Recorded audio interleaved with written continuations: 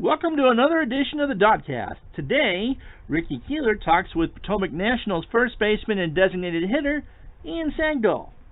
Doing good. How about you?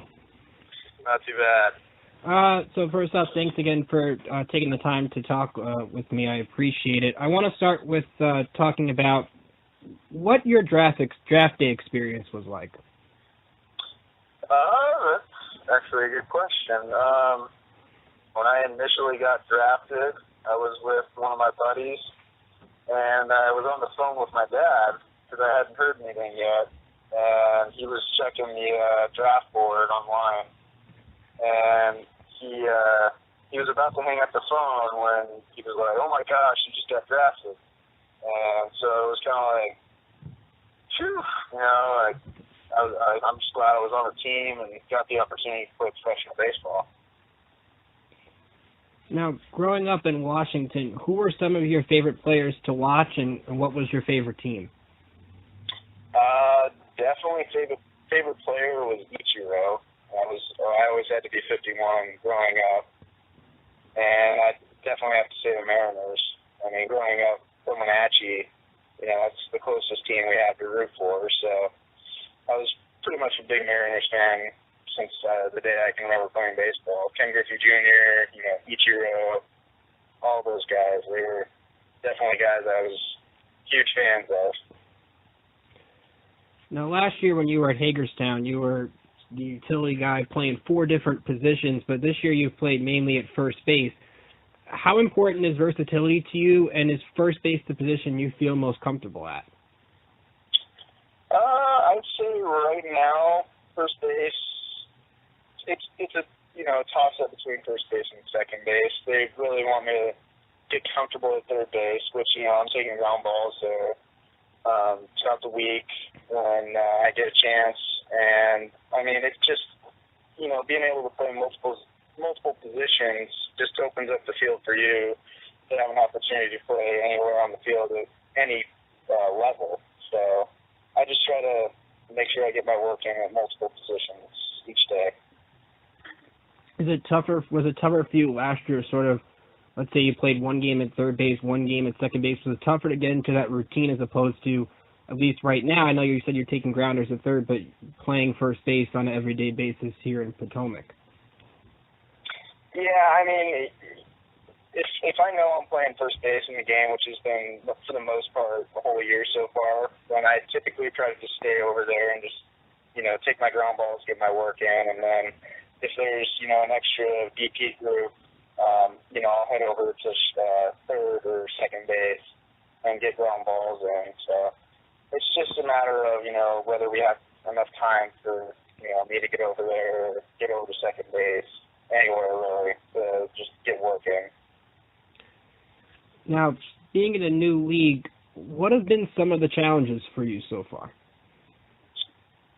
Some of the challenges for me so far are, adjusting to, the higher up pitching.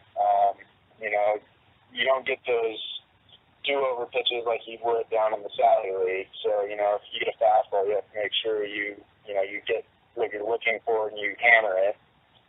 You don't get too many mistakes the higher up you go, and that's one of the things I'm having to adjust to and make sure that when I get the pitch that I'm looking for, I don't miss it. You had 6 total home runs in your 4 years at Washington State, but counting last year, you now have 14 home runs between Hagerstown and Potomac. How has your swing changed from where you were in college to where you are right now?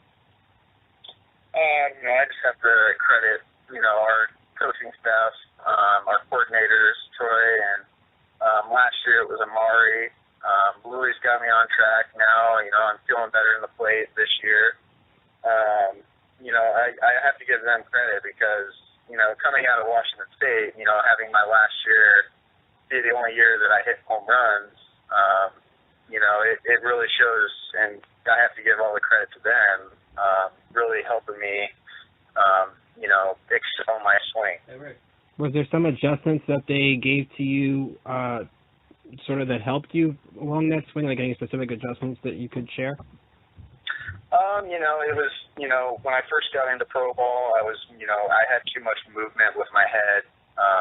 They straightened me up.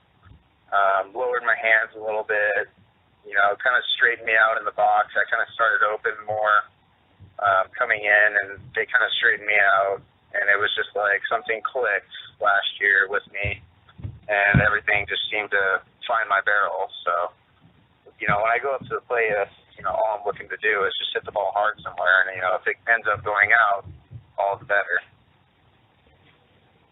Going back to college and going into right now, who's been the toughest pitcher that you've faced in your career so far? Oh, boy.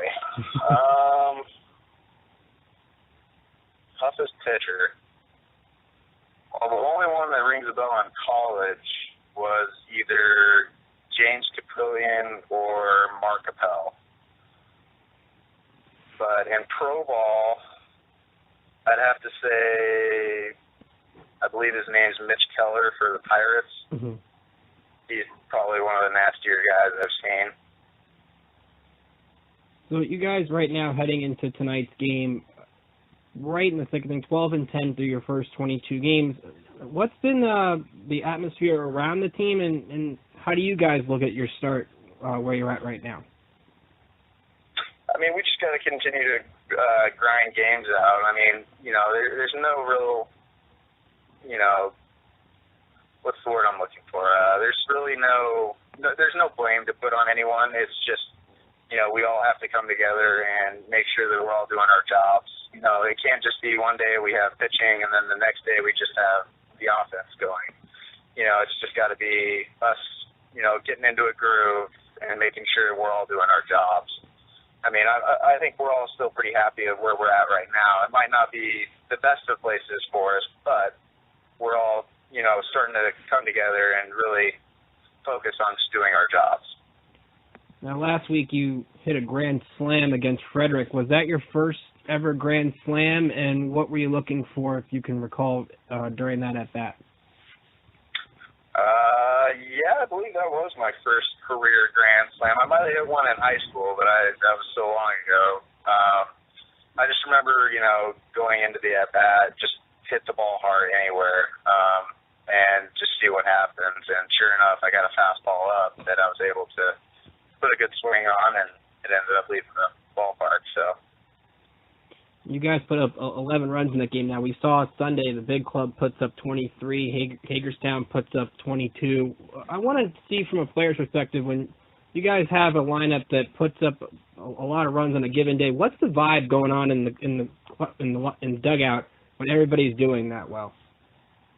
I mean, it's basically, who's next? Who's going to do something big next? And when things are going good like that, you feel good for the team.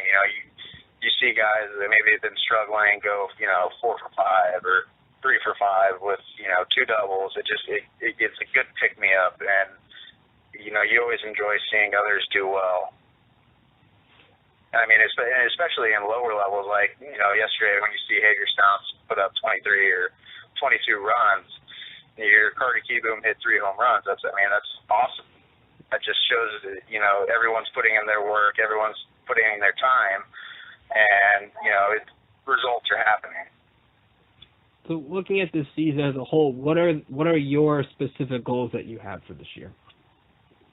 I mean, my specific goals are, growing up, I played on a pretty competitive travel ball team, and, we won a lot of championships, but, college, I didn't, go to a playoff. So, and last year we made it to the playoffs, but then, lost out. But I really just want to win a championship. That's my overall goal.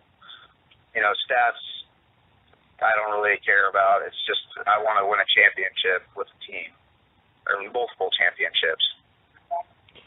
2 more questions for you. One, when you look at last year, you had 36 walks. I know you don't like to look at the stats, but you had also 20 walks in Auburn in about 50 games. What's your approach at the plate, and how has your patience at the plate developed throughout your career? It's different every year. It seems like for me. One year it'll be, I'm a contact hitter looking for the gaps, and then the next, Last year I was hitting balls out of the field. So, my approach to the plate is just to see the fastball first and adjust off speed second.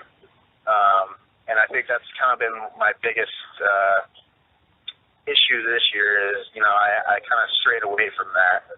I'm starting to get back to it. I'm seeing a lot more off speed this year, so I just want to make sure that I don't miss the fastball and really attack it. That way, when I do see an off-speed pitch, I'm ready for it.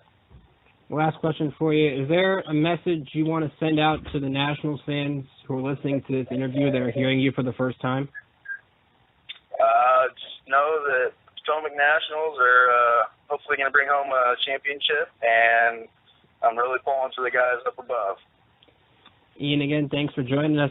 Good luck tonight. Good luck the rest of the season, and thanks for taking the time. Not a problem. Thank you. We'd like to thank Ian Sagdal for joining us today to have this nice conversation. You can follow the DoDCast or District on Deck at District on Deck on Twitter. Give us a like on Facebook, and give this a like and subscribe to us right here on YouTube.